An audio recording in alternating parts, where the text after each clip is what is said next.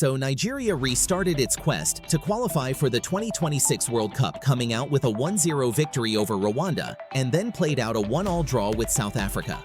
Practically, Nigeria's chances now look slim, but theoretically, there still remains a chance that Nigeria can qualify for the 2026 World Cup in the USA.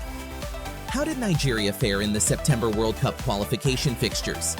What were the mistakes made that denied Nigeria victory, and what is Nigeria's remaining route to qualification? Let's get into it.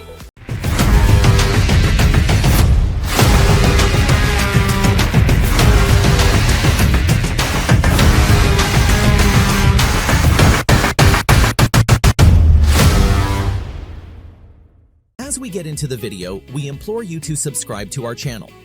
We urge you to keep supporting our channel by subscribing, liking, and sharing our videos as we strive to create a lot more exciting content for your viewing pleasure.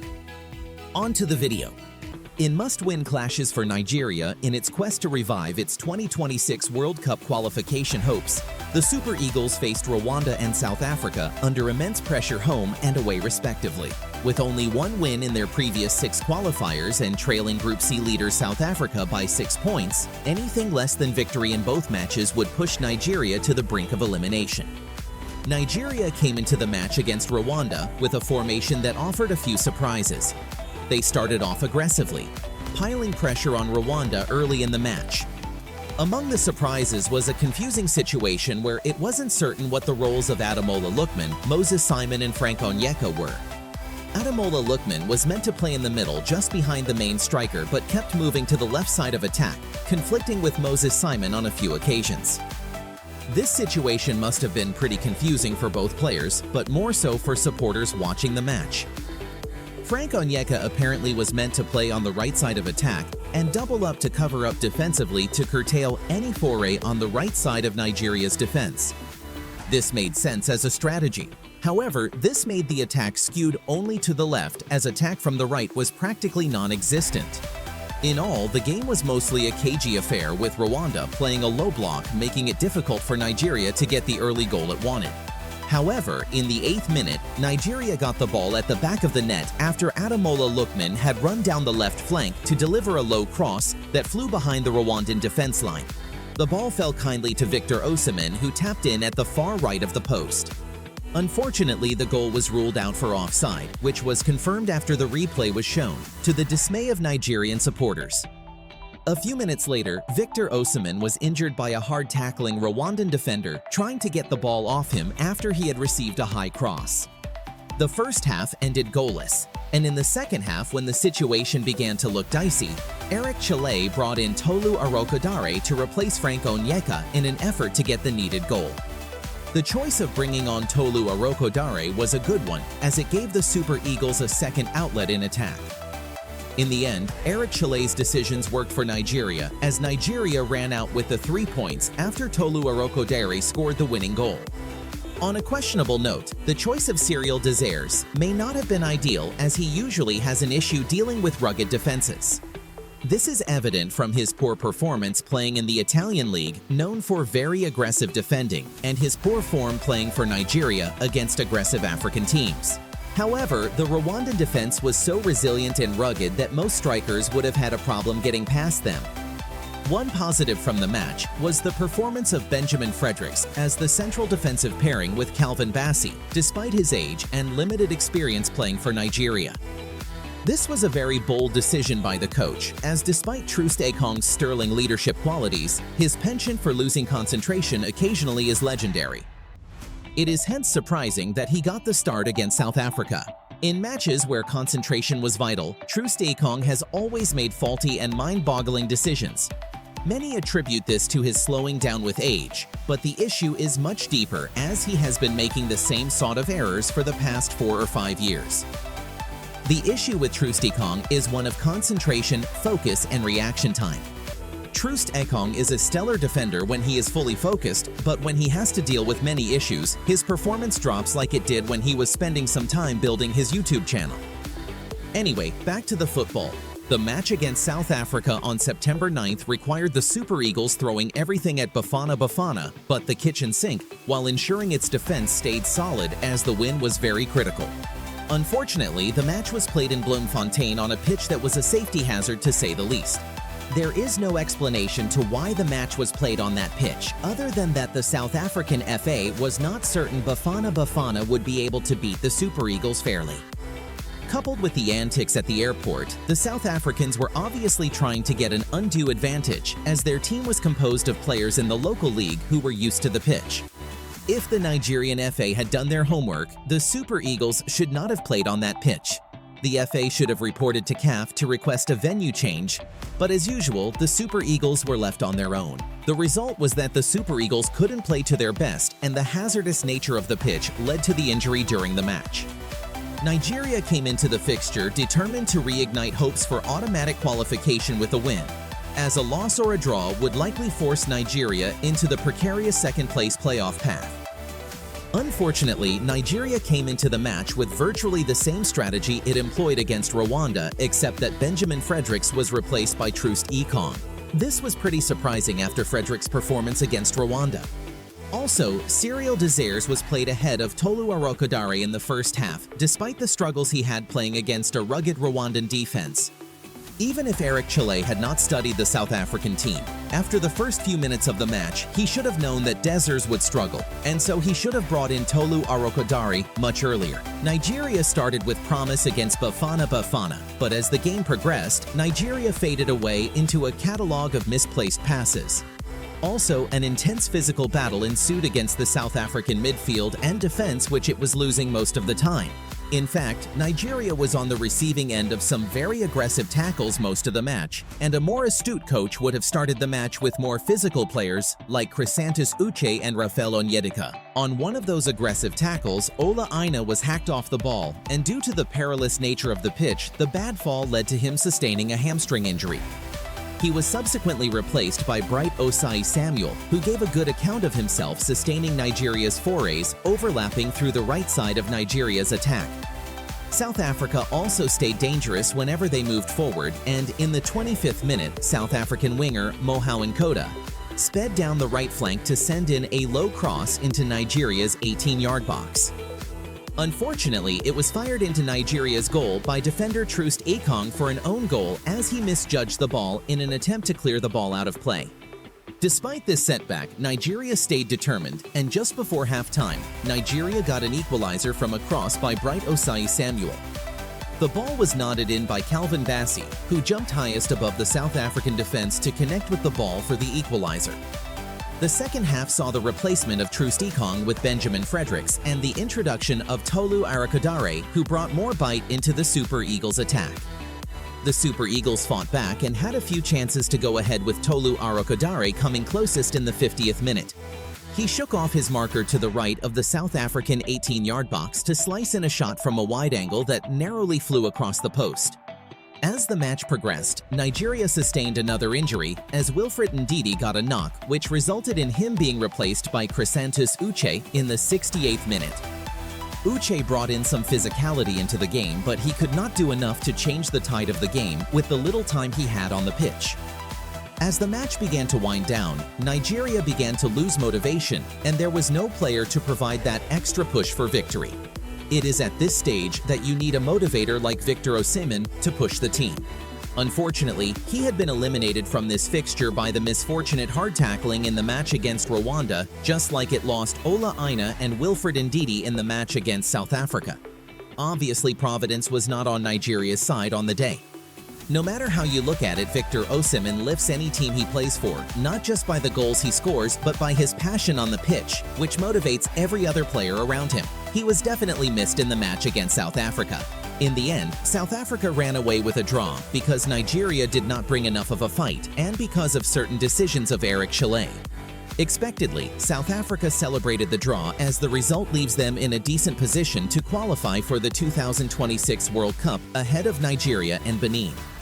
An immediate takeaway from both matches is that wing play was practically useless for the Super Eagles, as Ademola Lookman, Moses Simon and Chukwueze were ineffective due to the physicality of their opponents. In fact, the way 19-year-old South African defender Mbekezeli Mbokazi bullied Nigeria's wingers was quite embarrassing, and if Eric Chile had done his homework before the match, he would have gone with a more physical front line. The wingbacks Ola Aina and Calvin Bassey had more impact than these three in the matches they played in that role. Consequently, a 3-5-2 formation may have been the better approach in both matches. Nigeria can only regret its missed chances in the match against South Africa, and right from the start of the qualifiers with its poor planning, organization, and frequent change of coaches. There is a lot of blame to throw around with the Nigerian FA deserving bagloads of it. However, Eric Chelle cannot be exonerated for his own shortcomings in these two matches, despite the one win and a draw. First of all, Eric Chelle has a penchant for fielding players out of position, which was his obvious first error. He did this also with the Chan team, which led to a catastrophic result at the 2024 Chan tournament just before the qualifiers. His second error is ignoring the need to match the South Africans physically, but instead using less physical players like Moses Simon, Ademola Lookman, and Samuel Chukwueze. These three players kept being bullied off the ball by the bigger and more physical South African midfield and defense. Bringing on Chrisantus Uche or Raphael Onyedika earlier may have made a difference, as Alex Iwobi was not being effective enough getting the ball across to the attackers. This was due to the physicality of the South Africans, and because he kept having to go deep to retrieve the ball or venture to the side. Iwobi has always been more effective in the attacking third, and his role at Fulham for the past few seasons as a winger suggests that despite his flexibility, the attacking midfield or playmaker role is no longer his best position. Particularly worrying is why Eric Chelle kept using Moses Simon when it was obvious his dribbles were not making any headway in both matches. One does not need a UEFA license to see that some of these decisions were faulty, including using Dessers in the first half against South Africa. Dessers should not have started against South Africa, as it was pretty obvious that Tolu Arokadare would have better dealt with the physical South African defenders due to his stature. Also, based on the Rwandan match, and if he had studied tapes of Cyril Dessers playing in the Italian league, Tolu was definitely the more logical selection. Even a player like Wilfred Ndidi is getting past his prime, and Raphael Onyedika should be getting more of a look in. It is hard to understand why Ndidi gets a preference over a player who is younger and is more of a goal threat in a match they needed to win. Raphael Onyedika has scored 1 goal for Nigeria in his few stints playing for Nigeria, while Wilfred Ndidi has not scored a single goal in 67 caps for Nigeria. Due to the penchant for both midfielders venturing forward, Frank Onyeka would likely be a better pairing with Onyedika due to his work rate. I guess we can have this insight into the players in the team because we are familiar with the team as avid supporters of the Suer Eagles. Eric Chelle, however, has only spent a few months with the team, hence we should not get carried away with sentiments to fire him until he has been given the opportunity to lead the team through a tournament. The 2020 Nations Cup that starts in December will be the true test of whether he has learned from his mistakes and should determine whether he has a future with the Suer Eagles. We must also realize that the South African team is a very good one, having beaten Morocco at the last Nations Cup and have been unbeaten since their semi-final loss to Nigeria at the last Nations Cup. They have also potentially improved with the injection of new players like Mbekezeli Mbokazi, who is a beast of a defender. Finally, we must call out the NFF for all its lapses during the qualifiers, including planning and logistics for the qualifiers and its comedy show of coach appointments. Although Eric Chelle is a decent coach, it is pretty obvious that he is not good enough to lead the Suer Eagles to the heights that it should aspire to, such as going beyond the semifinals at the World Cup. Eric Chelle may have a good presence, may be a good manager of player relationships, and may even be technically knowledgeable. But his decision-making is questionable, so the jury is still out on him. Nigeria has to learn to start hiring coaches based on a track record of verifiable success, rather than the Nigerian concept of "he can do it" or for other selfish interests. If the NFF had been more organized, it would have gotten a higher quality coach earlier on, like most serious countries with an ambition to win something. Firing Gernot Rohr in the first place was an error since they weren't paying him. Doing the same thing to Jose Peseiro pretty much sealed Nigeria's fate regarding the kind of coaches it can acquire, which is quite unfortunate. One usual excuse the FA gives is that Nigeria does not have the funds to hire a top-level coach or invest in football. Yet Nigeria is the second largest economy in Africa, and smaller countries in the continent are able to hire more competent coaches and have better leagues.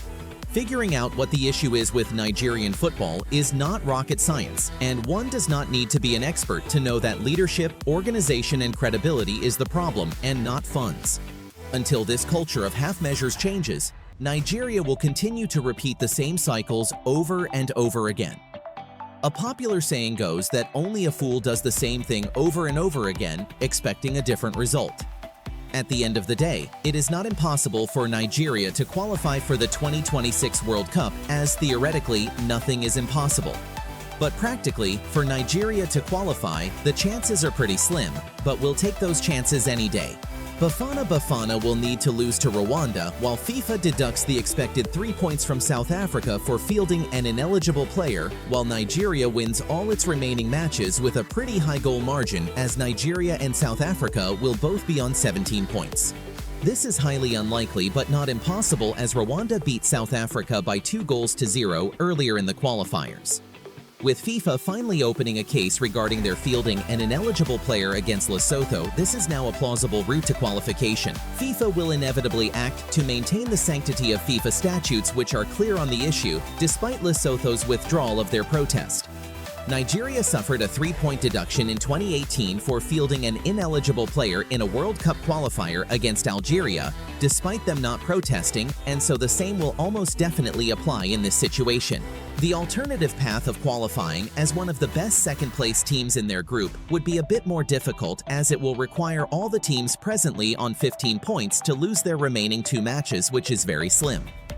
However, with the withdrawal of Eritrea in Group E, which reduced the number of matches played by countries in that group, there is likely to be an adjustment on how FIFA compares the second-place teams in all the groups. This theoretically creates another path for Nigeria to qualify as one of the 4 best second-place finishers, as Nigeria will be just 1 point behind towards qualifying as one of the 4 best second-place teams. The best path, however, for Nigeria to qualify to feature in the 2026 World Cup at this stage still rests in the hands of Rwanda and depends on them beating South Africa in October. At the end of the day, let's hope Providence shines on the face of Nigeria and the impossible becomes possible.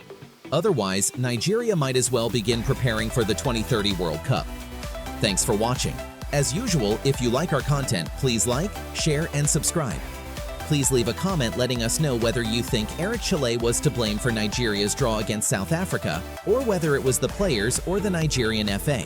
Also, please let us know whether you think Nigeria can still qualify for the World Cup in the USA. See you in the next video.